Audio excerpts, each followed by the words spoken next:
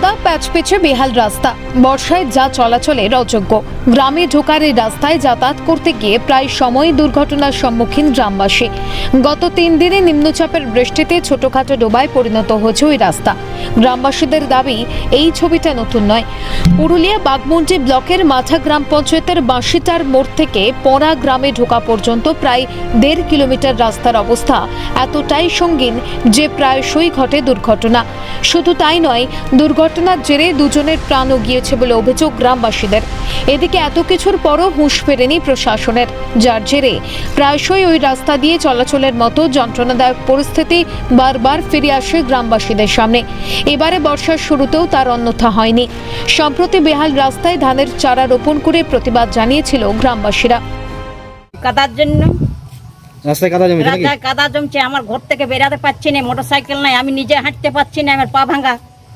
আচ্ছা, মানুষ যাতায়াত করতে পারছে নাই, পড়ে ঝড়ে যাচ্ছেই।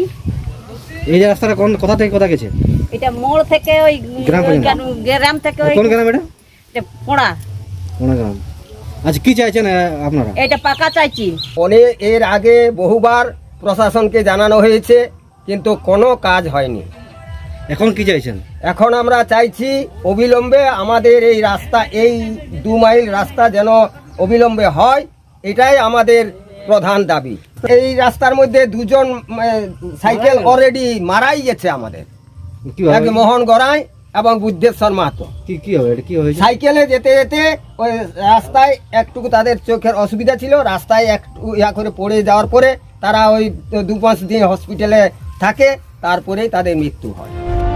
যদিও এ প্রসঙ্গে বাগমুন্ডি পঞ্চায়েত সমিতির সহসভাপতি জানিয়েছেন, রাস্তা নির্মাণের টেন্ডার হচ্ছে, খুব শীঘ্রই কাজ হবে। কিছু লোক রাজনৈতিক উদ্দেশ্য প্রণোদিতভাবে এই কুরুচিকর ঘটনা ঘটিয়েছে, তাদেরকে আমি নিন্দা জানাই।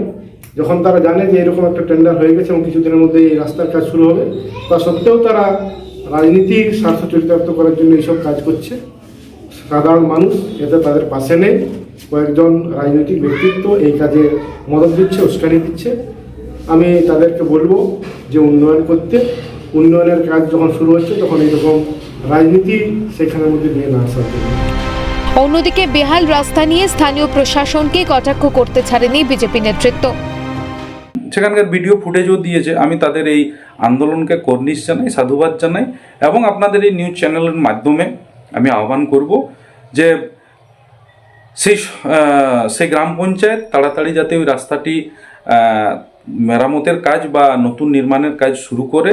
এবং আমি সেই ফোন পাওয়ার সঙ্গে সঙ্গেও আমি ব্লক ডেভেলপমেন্ট অফিসারকে একটা অনুরোধপূর্বক কথা বলেছি যে সেখানকার রাস্তাটা যাতে তাড়াতাড়ি করে দেওয়া হয় বা কোনো প্ল্যানিংয়ের মাধ্যমে ধরা হয়।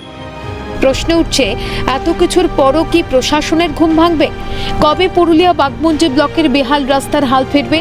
আর কতদিন ধরে প্রাণের ঝুঁকি নিয়ে ওই রাস্তা দিয়ে চলাচল করবে সাধারণ মানুষ?